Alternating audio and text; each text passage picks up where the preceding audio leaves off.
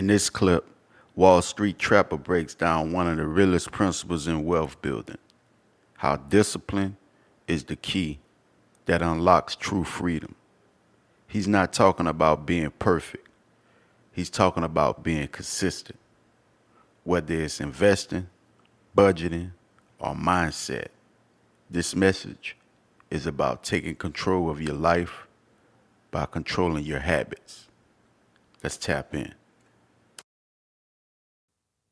Bro, imagine I'm doing a 10-year bid, bro. I can count on my hand the letters that I got from my family, dog. That shit hurt me, dog.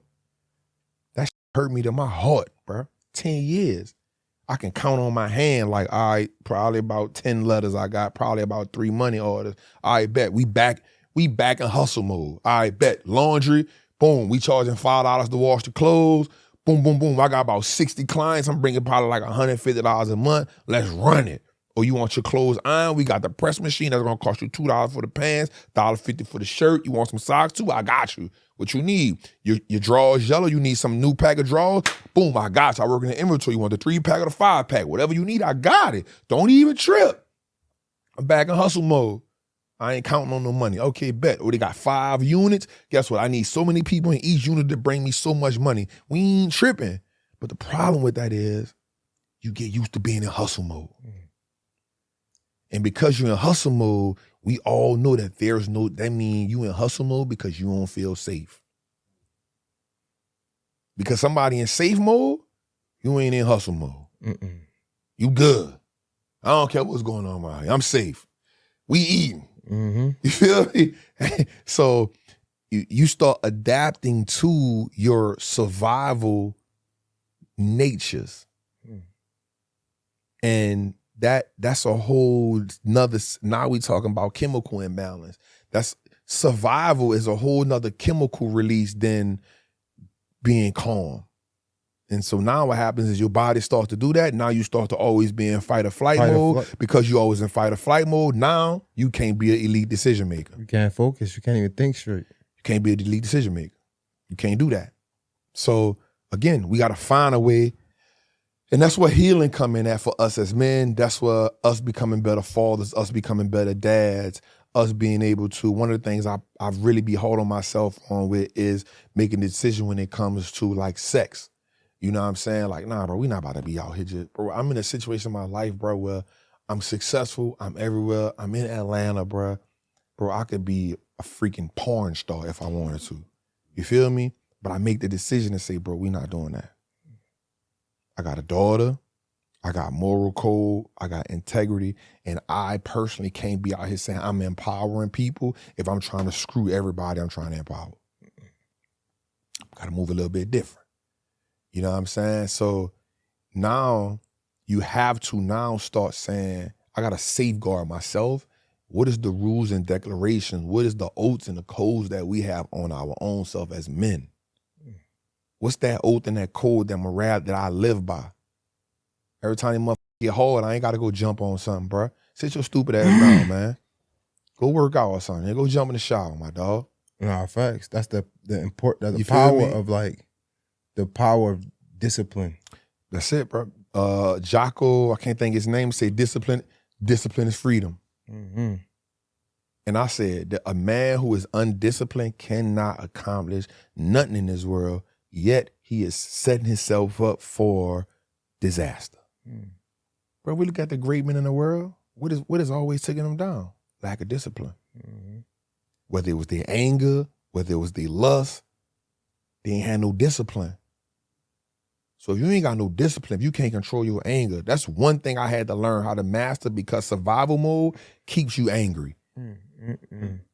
That keeps you angry because you mad that you in survival mode all the goddamn time. And now you start looking at people not in survival mode like, why you ain't in this mode? Why you ain't getting it like this? Why you ain't feeling like this? Why you ain't at it like this? Why you ain't hustling like me? Cause you surviving, I'm living. It's 2 different mindsets we got going on here. You survive, I'm living. What we doing? And so as you start to understand what are the things that put you in that mode, and now go back to it, bro. That's why I pray so much. That's why I fast so much. That's why I read the Quran and the Bible so much. It's because I always want to be the man that say, yo, I got control. I got control of myself. I got control of my thoughts. I got control of my disciplines, bro. I'm not letting nobody trick me out of my position.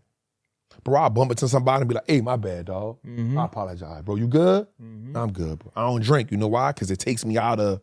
Because people don't understand, like you talk about this a lot, how much it costs to be a black person, how much it costs, how much does America cost, Well, right? he just listened to my last episode. But, he good. Nah. He good. He good. He good. But the thing about it is like, but even that though, like, but how much it costs to not be disciplined though? How much it costs you? That's what you need to see, because that can cost you a lot. Well, it's gonna cost you everything. The cost, we always look at the actual dollar amount that something is costing us in the moment, but we not looking at the repercussions of what the price is gonna cost us. So think about this. I hire about 13 people that work with me, not for me. I take care of my mama. I take care of my daughter mama. I take care of my daughter. My homie, who actually saved me from a murder charge when I first came home from prison. A dude did me some dumb crap in New Orleans, and I called my dog. I said, bro, bring a chopper, bro. My dog brought a chopper to me, and he said, bro, check this out. I'm not going to tell you not to do this, but just know we just come home from doing a bid. He just did 15, 20 for manslaughter. I did 10. He said, I ain't going to tell you not to do it, but don't let him trick you out your spot. My dog, we both hitters. I wound up not doing it. I let him. He asked me for $1,500. He wanted to go to the fight. But he paying for his wedding. That's the reason why. Weddings cost. Weddings cost. Yeah. So he said, and I'm gonna give it back to you when I get paid Monday. I'm like, all right, bet. So he went to the fight, and he a 49ers fanatic. Went to the 49ers game. Monday came. He said, I'm about to send you the money now. I'm just making sure the information good. I said, bro, you ain't even got to send it to me. I just want to see if you're going to be a man of your word. I said, I'm good, bro. I'm straight. Why did I say that? Integrity going to go a long way with me. But at the same time, what would it cost him if he didn't show up and hold his word down? A lot more than $1,500. You feel me? It's going to cost you way more than $1,500. A lot more. You feel me? What does it cost for you being a person that provide for your family and provide for all these people, and you go to jail for something stupid? Now, that cost.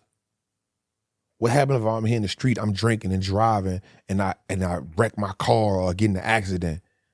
Yeah, I got life insurance and all that, but guess what? What happens when my daughter don't grow up without her daddy? What happens to my daughter mama when she don't got the person to? What happens to my mama? What happens to the 13 people? What happens to the brand that I'm building? What happens to the people that I'm impacting? The cost. The cost of no discipline is destruction. Yo, you know what's crazy? I had a question on here and I was going to ask you, but I think we just unpacked the answer to it. Because even when it comes to like parenting, the scariest thing is that we can be the best parents we can, but our children still going to be whoever they want to be. Yeah. And I was going to ask you, like, since we talk about the price of everything, what's the cost of freedom? And I think we just unpack that without even knowing. In my opinion, I'm going to ask you the question, but I think the cost of freedom is discipline. 100%. That's the freedom. Freedom is the dividend of discipline. Freedom is the dividend of discipline. Because watch this. Discipline is saying, you can kill a man, but I'm not. But I'm not. And then what does that blossom into? That man might save my life one day. Man might save my life one day. Right?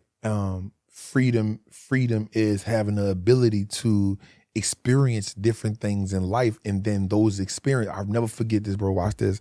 I was in Africa. I did 30 days in Africa. And I remember seeing this old dude sitting on this stump. I was in Tanzania, and I went over there and just talked to him because something just drew me to him. So I went over there, I was talking to him, and I said, man, where you from? And he was like, he was from the other side. And he was telling me he had a wife and the kids and all that. And I said, well, how long is it gonna take you to get there? And I was about to give him the money to get there, because it wasn't that much. He was like, nah.